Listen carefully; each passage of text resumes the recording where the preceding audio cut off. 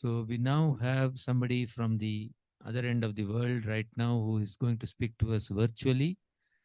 Swami Sarvapriyananda, the head of the Vedanta Society of New York, who actually comes from a business management background initially, but then has come into this space, and he was an acharya of the at the Belur Mutt, training practitioners of meditation there, and of course has also served in many capacities in the Ramakrishna mission. He's a very well-known speaker on Vedanta, very popular on YouTube. He has spoken on TEDx. He has been invited to speak in Harvard. So he's going to speak to us today virtually. Can we have Dr. Sarvapriyananda? Yeah, there he is. Good afternoon, rather good night. I think it is there. Yeah, it is 6 o'clock in the morning. Can you hear All me? right. Yes, we can, sir. Yes, we can. Can you hear us is the question now.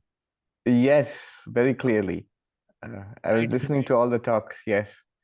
Thank you very much. So you're online, the audience now, sir. You can go ahead. Thank you so much. Um, thank you to the Honorable Chair. Namaskars to the distinguished speakers here, both physically present there and virtually like me. Thank you for having me in this program. It's wonderful to see old friends also. Swami Narasimhanandaji, who is an old friend and a brother monk, whom I'm seeing after a long time, and I got to hear his talk also. I think I did see Dr. Ravindra in the audience, and everybody else here. Namaskars to all of you. In the time that I have, what I was thinking of is I'll make 5 points. And the purpose behind this is to draw a roadmap from our present understanding or lack of understanding of consciousness to the Advaita Vedanta perspective on consciousness. So 5, I would say, milestones. I'll start with the easy one and go on to the more controversial, more complex, or more radical, conceptual shifts. It is fashionable to say that Advaita Vedanta or other schools of Eastern thought, Indian thought, the similarities with modern scientific understanding of consciousness. But I think the differences are more useful. It is when you have a very different insight that there is a possibility of progress. There's a possibility of new understanding. So here goes. 5 milestones to the Advaita Vedanta perspective on consciousness, on mind and consciousness. The first, before I start, the reason why we are doing this, why are we bringing in, say, Advaita Vedanta, or I think I saw a Geshe in the audience also. So a Tibetan Buddhist perspective on consciousness. Why are we doing this? The reason is consciousness studies is not new. Professor Evan Thompson of the University of British Columbia has written this book, Waking, Dreaming, Being. And at the beginning of that book, he says that, one second. At the beginning of the book, he says that consciousness studies is not new. 5,000 years ago in India, in the Upanishads, the rishis of the Upanishads made dramatic developments, dramatic insights into the nature of consciousness. In fact, he goes on to say that the Upanishads are so important in the history of human thought that the dating of our civilization should be not AD and BC, but it should be before Upanishad and after Upanishads. So he makes that claim. And it's true that we have had a long, like millennia long study of consciousness, investigation of consciousness in these Eastern traditions, especially in Vedanta, yoga, in Buddhism.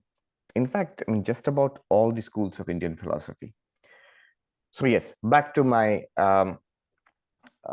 presentation. 5 points. First is pretty non-controversial, especially in this conference, in this audience. is the centrality of consciousness. Consciousness is very, very important to us.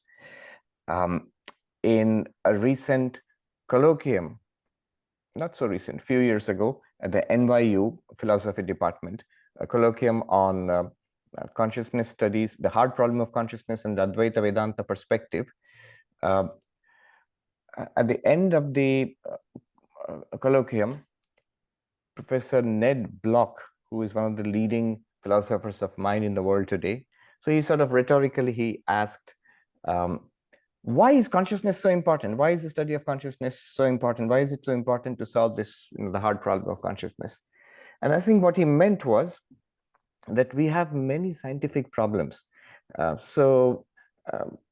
And those are being solved and hopefully will be solved in some time in the near future.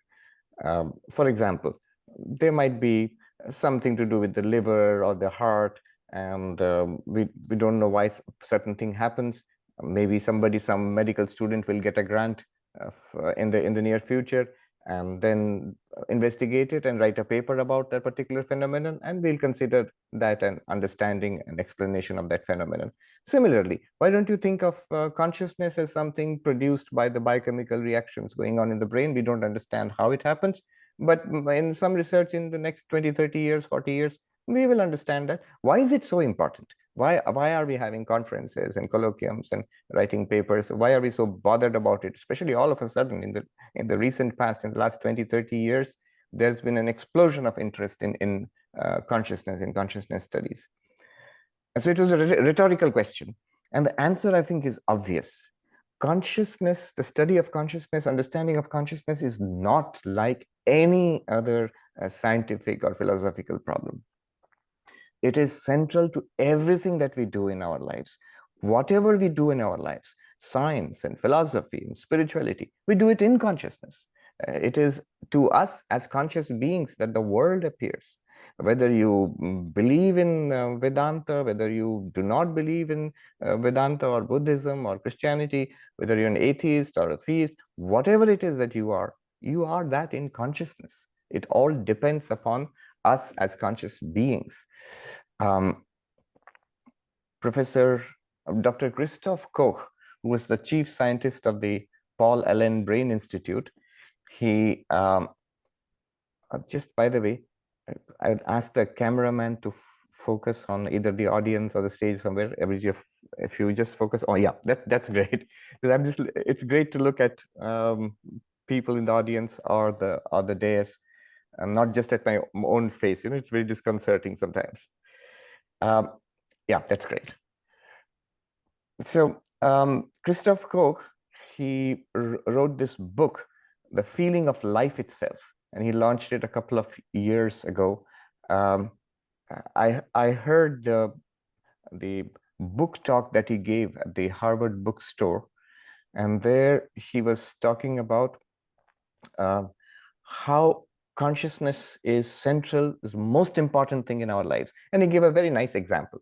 He said, suppose you give me $1 billion, and say that now you are a billionaire, and only thing is you will not be conscious ever again. We'll take away your consciousness, but you'll be a billionaire. Will I agree to that? No, of course not. If you ask for a part of my body, like a limb or an organ, I might be willing to donate it for $1 billion in exchange. But if you ask for my consciousness, that I'll be maybe in coma in a hospital, and I'll be a billionaire and I will never ever regain consciousness, no, I will not agree. I will not give up my consciousness for a $1 billion or whatever amount of money or anything that you offer, because it is only as a conscious being that anything matters to me, whether I'm rich or not rich, whether I'm healthy or not healthy, whether I'm learned, not learned, whether we understand consciousness or do not understand consciousness. It always matters to me only as a conscious being. So consciousness is absolutely central to whatever we do in life and in civilization.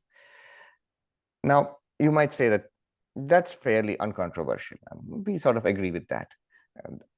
But it's important to note that, because interestingly, for a long period of time in scientific investigation in the last maybe 200 years in the history of modern science, people were not interested in consciousness. In fact, Christoph Koch himself said that in a debate with David Chalmers, he said that when I started my career in neuroscience, and I was interested in the field of consciousness studies, my friends told me not to go into that, because he says they told me it's a career killer. You will never get anywhere in your career if you study consciousness.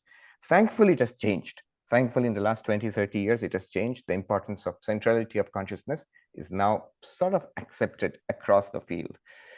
Okay, so that's my first point. Consciousness is absolutely central, and luckily modern consciousness studies is proof of that. And it is, of course, central to traditions like Advaita Vedanta or, say, Tibetan Buddhism and other such traditions. Moving on, the second point. Now we are coming to the crux of the problem. I think this is where all these conferences are, what they are about, and also, the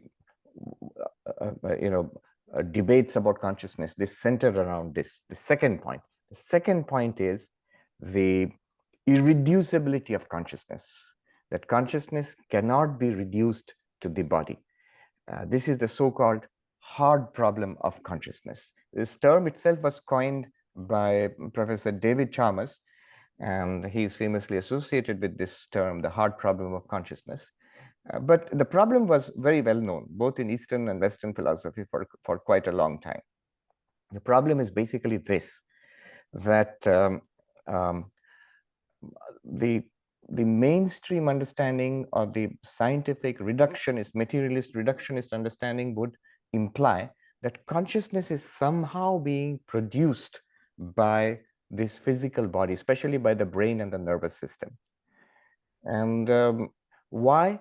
Because the dominant scientific paradigm is time, space, matter, energy. These are reality. And so if there is anything in this universe, they somehow must be traceable back, reducible back to matter. So if consciousness, we want to understand consciousness, we have to understand what is the material basis of consciousness.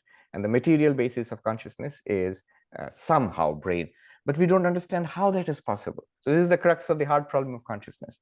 How is it that a piece of matter, living matter, organic matter, the brain, can have internal states of feeling, of seeing, hearing, smelling, tasting, touching, love, hate, desire, anger, peace, joy, all of these states? How can an object have these things? Because if you look at all the objects around you, they don't seem to have internal states. The chair you are sitting on, it doesn't seem to have any kind of first-person experience within. How is first-person experience, subjective experience, at all possible? This is where the philosophy of mind has been stuck, the modern philosophy of mind, and I think it has sort of been stuck there for the last 300 years or so. While reading the philosophy of mind, one gets the impression that the last person who said something useful, something really insightful in this field was Descartes, writing more than 300 years ago. He said that the sharp division between the mind and the body, cogito ergo sum. I think, therefore I exist. Thought is primary, and it's somehow radically different from the body. And this cleavage between mind and body, it continues down till today in the philosophy of mind. If you take any standard textbook of readings on the philosophy of mind, you will find most of the papers will be concerned with this problem. And most of the papers on the philosophy of mind today, on the mind-body problem, will neatly fall in two categories. One category is reductionist, somehow trying to say that mind is nothing other than brain, or mind is nothing other than, for example, the common language philosophers in Oxford at one time, they wanted to reduce all mental talk into linguistic behavior. Or the behaviorists wanted to say there's no such thing as mind, it's just behavior. But all of them have one thing in common: mind is nothing but brain, or mind is nothing but language, or mind is nothing but behavior. A philosopher recently called it nothing buttery, nothing but this. So trying to reduce mind and consciousness to something else that is physical, and that will be acceptable to our materialist reductionist paradigm. And the second kind of paper in all of these readings would be philosophers saying that, look guys, it doesn't work, your reductionist paradigm is not working. For example, some of the famous examples, I think it's Thomas Nagel's What Is It Like to Be a Bat? Or Jackson's paper on Mary, who has never seen the color red, and is an expert on red by reading everything about the experience of red, but never has seen that color actually. And when she first sees that color, there's a clear difference between her intellectual knowledge of seeing red and actually seeing the color red. Or I think it was Searle's paper on the Chinese room experiment, probably, where you can translate from one language to another using a manual, from coding and decoding text from one language to another without actually understanding the language at all. So multiple ways of trying to show, mostly through thought experiments, that reductionism is not working. So this is the hard problem of consciousness, that consciousness seems to be produced by the brain because there is a very close correlation between brain activity and reported conscious experiences, and yet we don't see how. The philosopher Galen Strawson, in a recent piece in New York Times, sort of half humorously, I think, he wrote The Hard Problem of Matter. He says, consciousness is given to us. Whenever we experience anything, we are already conscious. It is matter which appears to us in consciousness.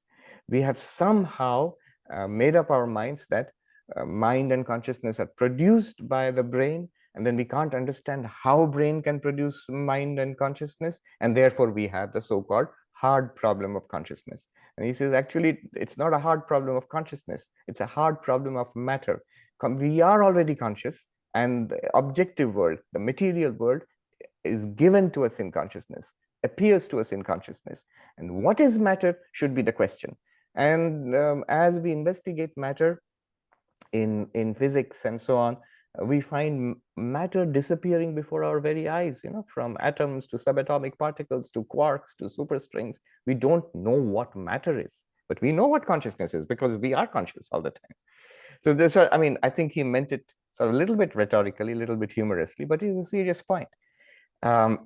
So here we are, the hard problem of consciousness, and you cannot reduce mind and consciousness to the brain.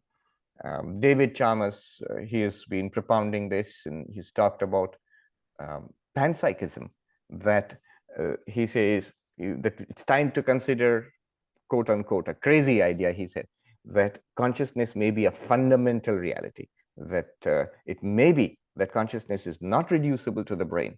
It may be that consciousness is not reducible to anything material. Just as time, space, matter, energy are fundamental realities, we have to consider the possibility that consciousness itself is a fundamental reality, not reducible to something else. All right. And Advaita Vedanta agrees. So far, we have 2 points: the centrality of consciousness, and the second thing is consciousness is not reducible to brain or anything else. It's fundamental.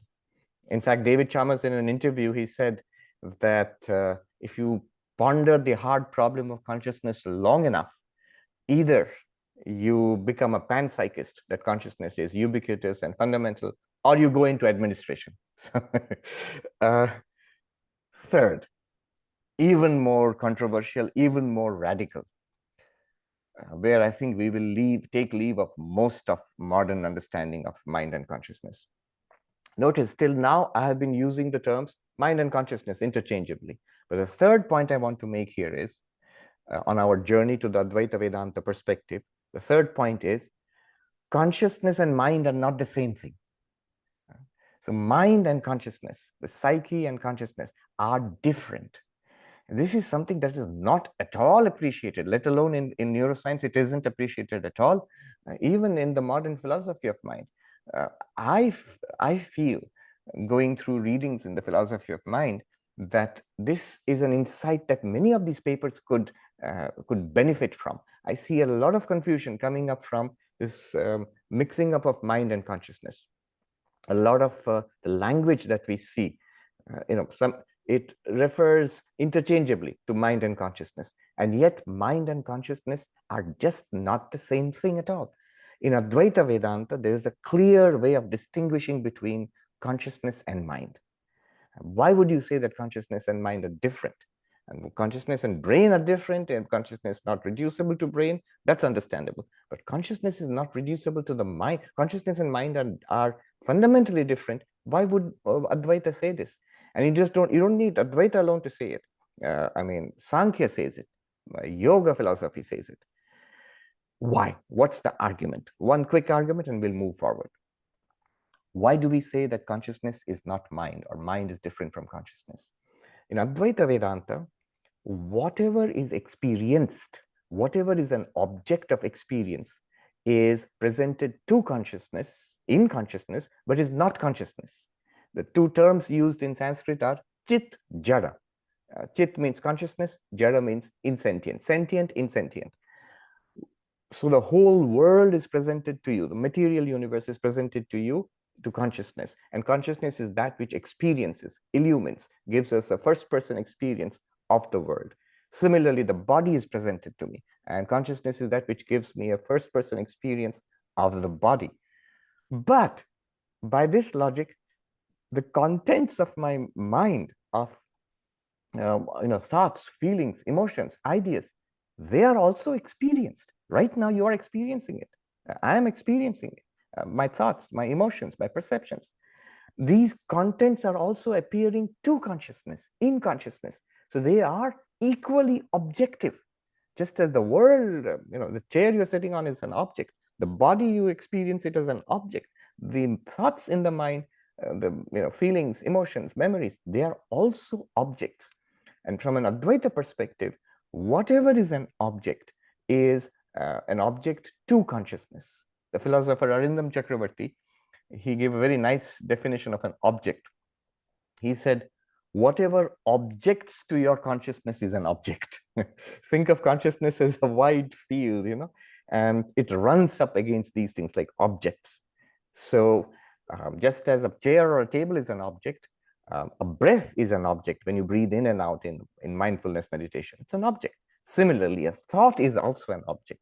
Since it is an object to consciousness, it is actually, in an Advaita perspective, in a Sankhya, in fact, just about all of Indian philosophy considers mind to be material. There is no mind-body dualism in Indian philosophy. It is you might talk about consciousness-object dualism in Sankhya philosophy. So I will not belabor this point. I'll move ahead in the interest of time. But the third point I want to make, and pretty radical here, which is, I think, very useful for modern consciousness studies because we are not there yet, is that mind and consciousness distinction has to be understood and appreciated. It's a very clear distinction because the mind is also objective. It's taken as a kind of matter. In fact, the Sanskrit words, sthula sharira, sukshma sharira, the physical body or the gross body is this one. And the mind is also a body because it's available to us for our first person experience. Sukshma sharira, it's a subtle body, it's another kind of matter. Moving on. So consciousness and mind are not the same thing. Mind is still objective, and consciousness is a subject to which these objective phenomena appear. The fourth point is even more radical, more removed from our present understanding of, or non-understanding of consciousness, is that consciousness is one. So when we glibly talk about many consciousnesses, I think it was Schrödinger who said that consciousness is that singular for which there is no plural. Consciousness is one. There are not many consciousnesses. And here we are taking leave of, say, Sankhya philosophy. We're moving from Sankhya to Advaita. Sankhya would say, for example, there are many consciousnesses, but Advaita Vedanta disagrees, and there are certain arguments later in the question answer, if it is possible, I can talk about it. Why does Advaita Vedanta say that there is one consciousness? Primarily because it turns the table on the question. and says that why would you say consciousnesses are many? You can see bodies are many, they're countably many. Minds are also many. You can find out the differences by asking questions about the contents of our minds. But apart from body and mind, if you conceptually distinguish consciousness from body and mind, you will see that there are no grounds for saying there is a multiplicity in consciousness. But we can see that later. Let me just end with the final and the most dramatic and the most radical step. The fifth step: consciousness is non-dual. So this is something quite stunning, that there is no second reality apart from consciousness. Whatever we experience in this world, all the objects, physical objects, mental objects, they all appear to consciousness, one, in consciousness, two, and they are nothing but consciousness. So consciousness appears to itself as its object, and that's our experience of life. There are arguments for this, and it's pretty far removed, definitely from modern neuroscience, and even from modern philosophy of mind. But I think all of these ideas are, they're like keys or solutions to a lot of questions that we are asking in philosophy of mind, and even in neuroscientific approach to consciousness studies. So that's it. Summing up, 5 major steps, milestones on our journey to understand mind and consciousness from the Advaita perspective. 1, the centrality of consciousness. 2, consciousness is not reducible. Consciousness and mind are not reducible to the brain or anything else material. 3rd, consciousness and mind are not the same thing. Consciousness is not mind. 4th, just by the way, a little tweak here. The 3rd one, consciousness is not mind. This is what would answer the question from a Buddhist perspective. The 5 skandhas, panchaskandha, one of them is vijnana, consciousness.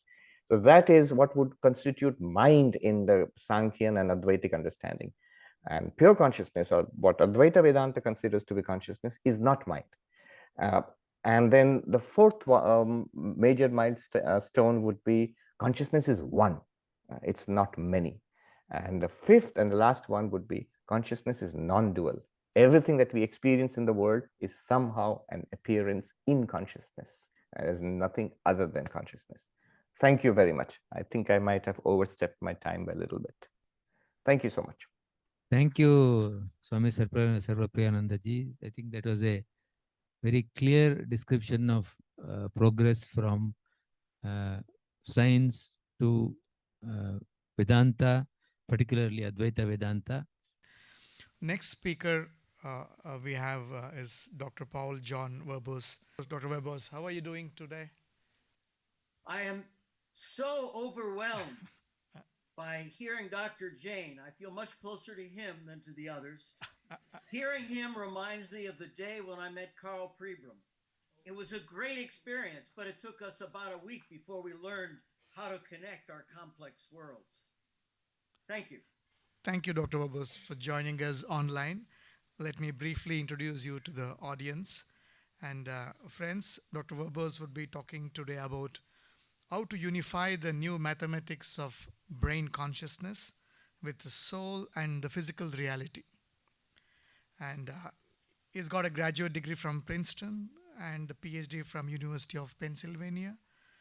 He's an American social scientist and a machine learning pioneer. As a IEEE fellow, he served as program director in the National Science Foundation, Virginia, USA, for several years until 2015.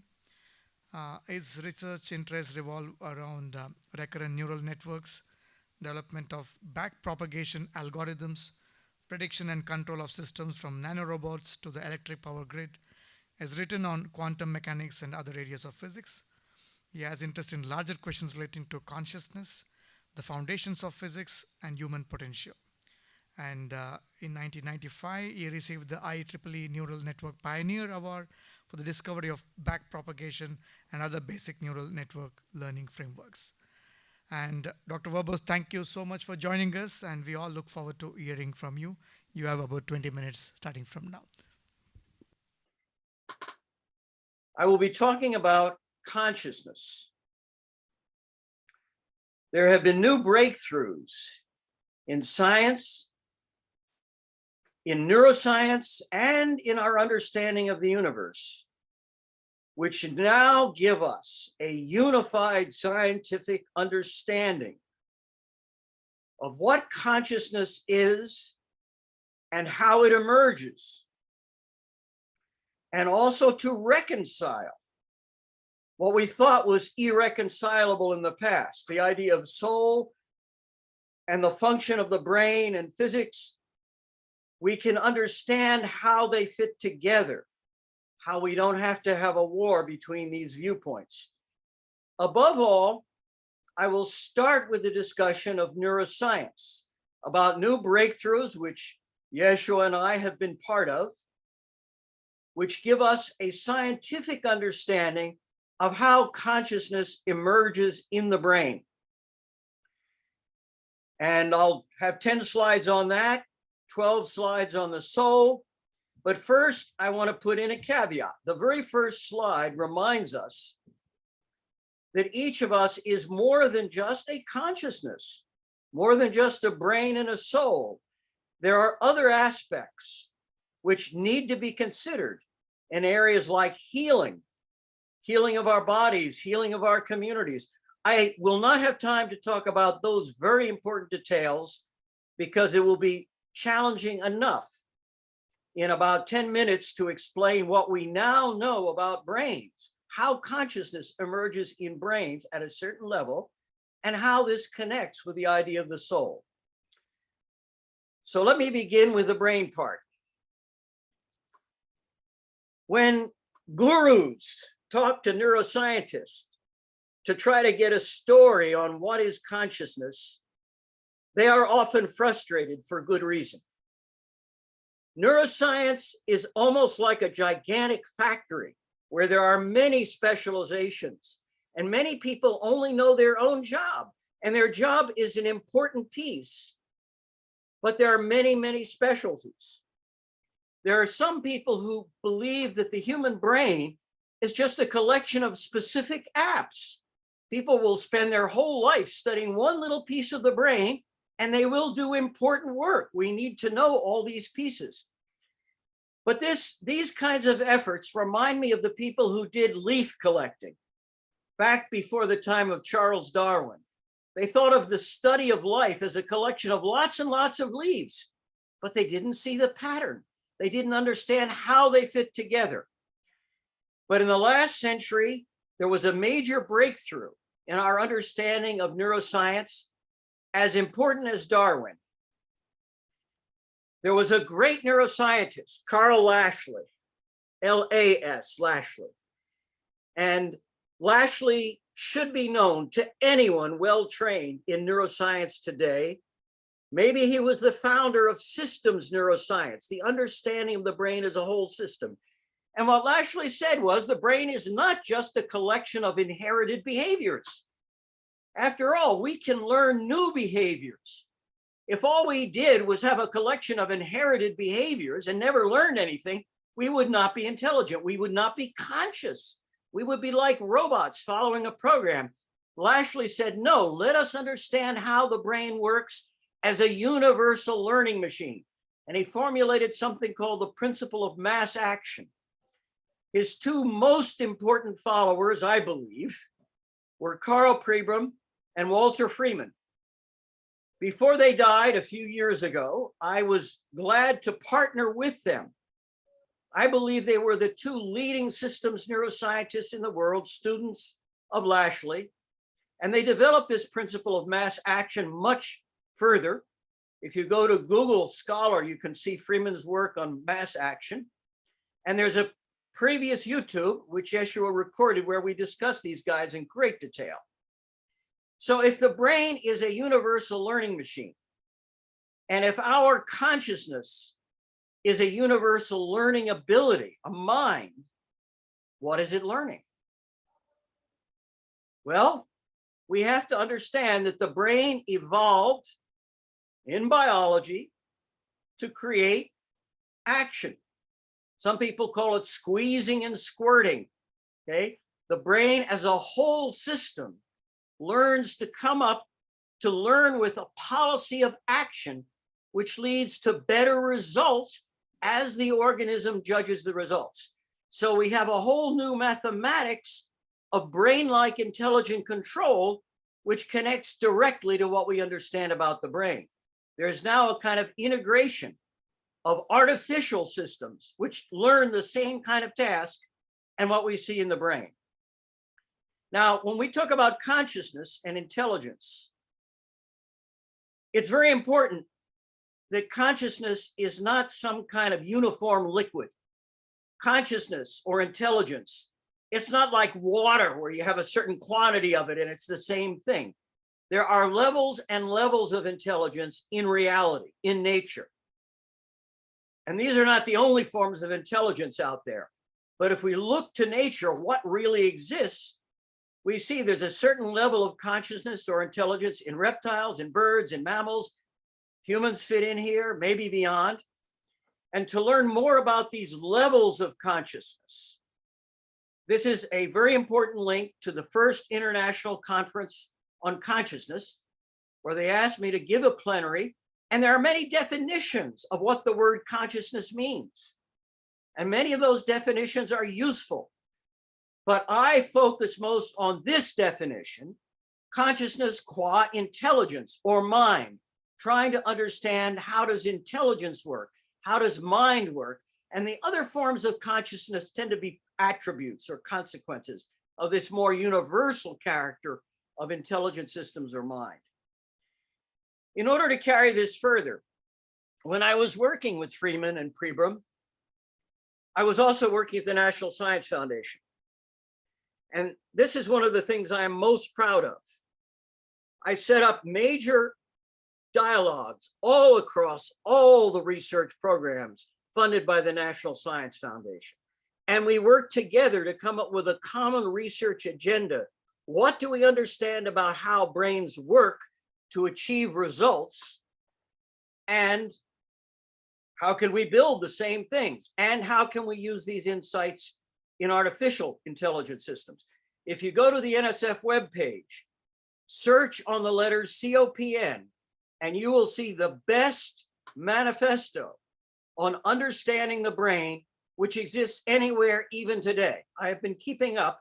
This manifesto on the NSF webpage is still the best guide to understanding how brains work, what we know, what we don't know, how to use the knowledge, and what lies underneath it. In 10 minutes, I can't describe all the principles, but let me say there are two major areas, prediction and decision. And the brain is a decision-making system. It learns to maximize a kind of telos.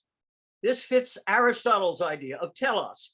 But Aristotle's idea of telos or purpose was developed much further by the great mathematician von Neumann. We use his mathematics today to understand circuits in the brain. And one of the things we claim is we have a new branch of mathematics or engineering called adaptive dynamic programming, which explains how brains translate inborn values or feelings into operational values, which then guide our actions.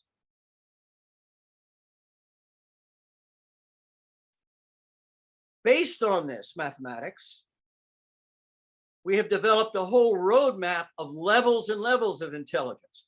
Just as there are levels of consciousness out there in the animal world, in the mathematics and engineering, we now have a pathway which has been published and followed up on in engineering for how to go up from the primitive kinds of artificial intelligence that exists today, the very best of it, all the way up to the level of the mammal brain. And we now begin to understand how mammal brains actually generate consciousness or awareness.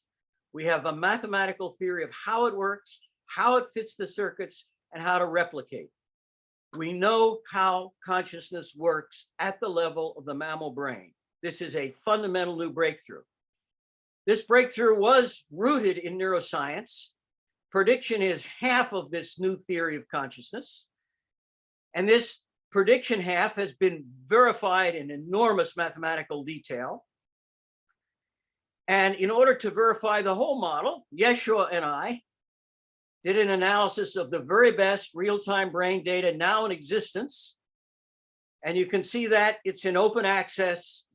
We tested this new understanding of consciousness against the older Hebbian type theories. There are older models of consciousness. There are mathematical models which assume that the brain is nothing but a memory machine or a collection of apps. We did empirical tests on the best data showing that the new model, the brain as an intelligent conscious system, fits actual brain data much better than any of the other models. This is the beginning of a whole new science. We have not finished it. Every day I try to get somebody to fill in more because we've just begun a whole new world. It is a lot like Darwin. We've begun a whole new world. But now, this is the bigger picture.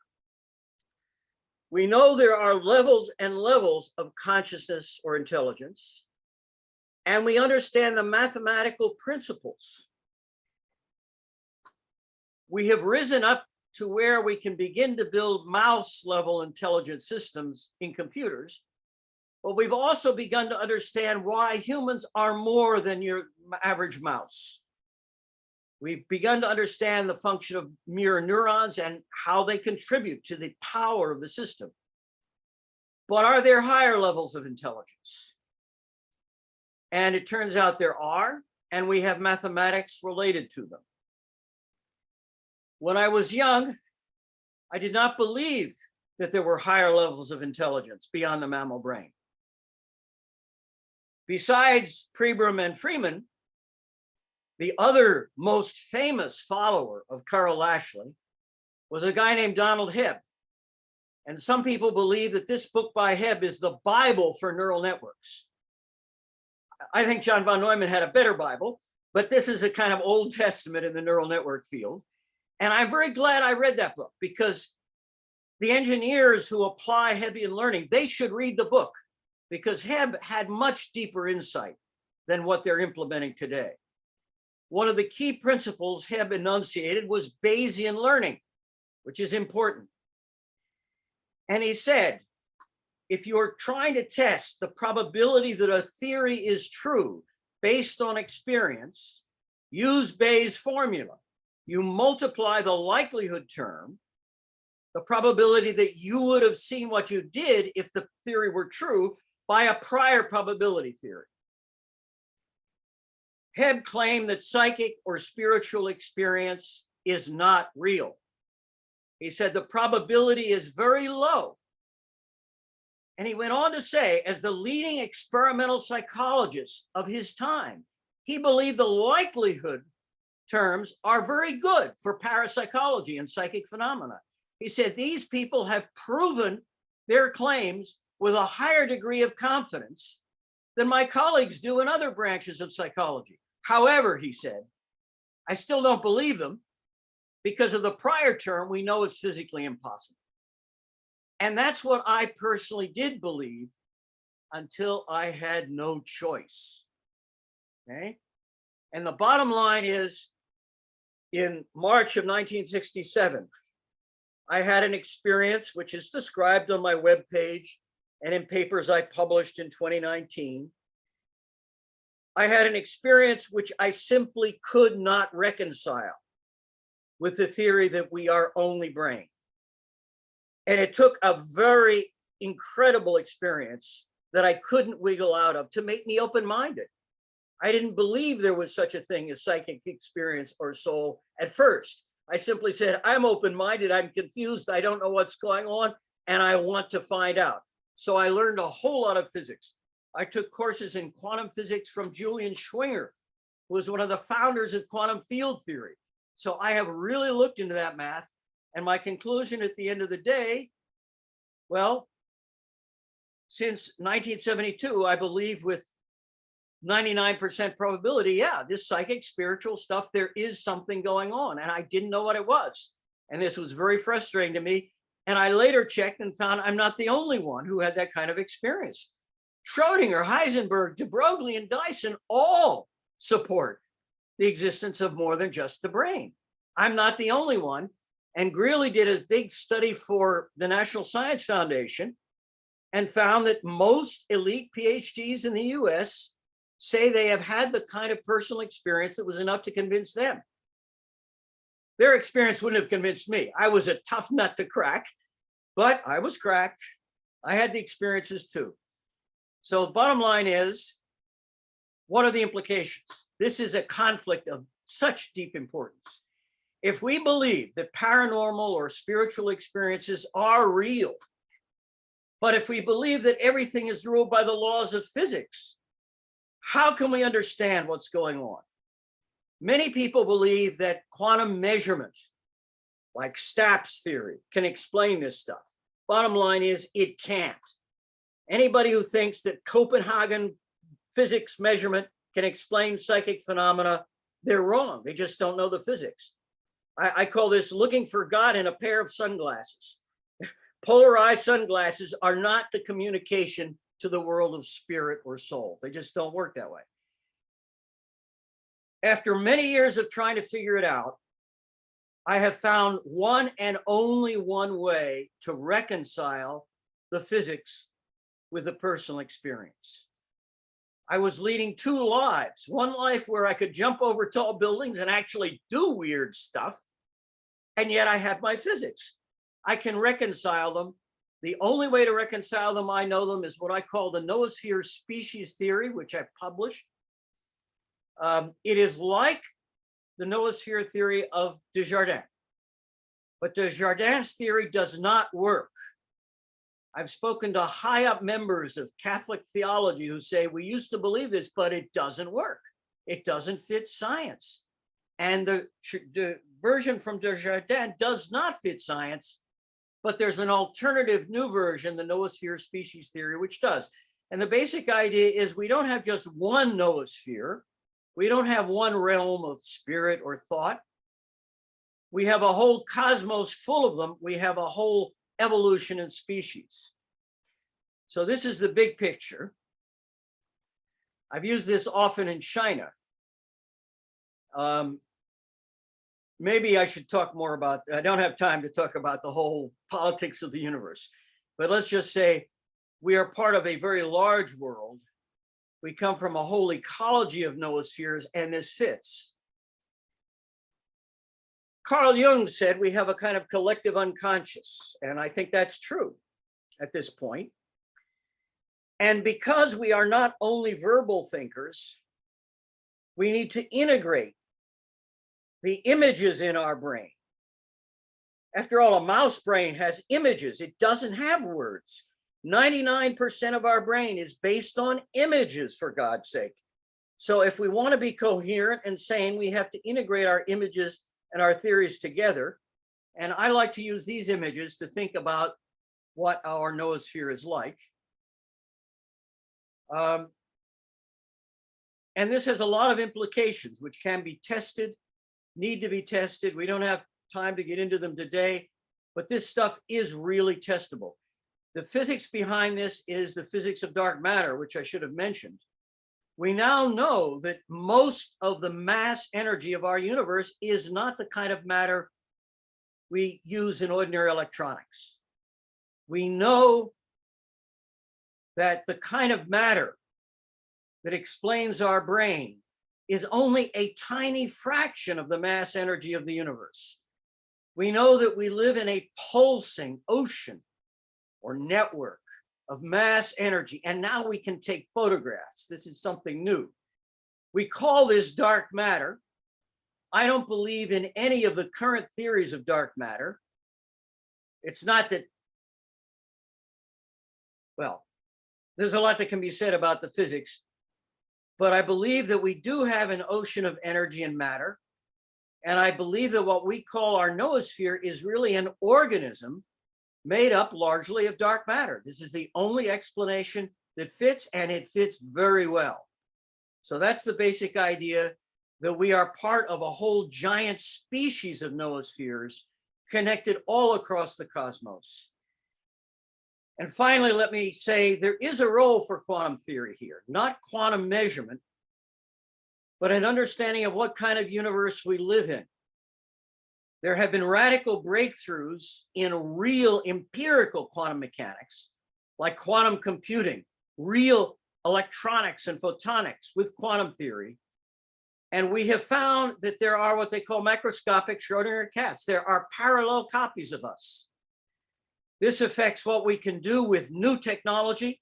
We can build new computers far more powerful than anything possible with classical computing or Turing machines. But my claim is that also affects our souls, that we ourselves are Schrodinger cats. And that's important to understanding our experience. Thank you for your patience.